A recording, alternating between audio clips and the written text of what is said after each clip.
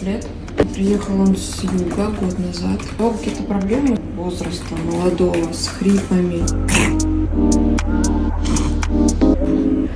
И вот болячка на носу постоянно.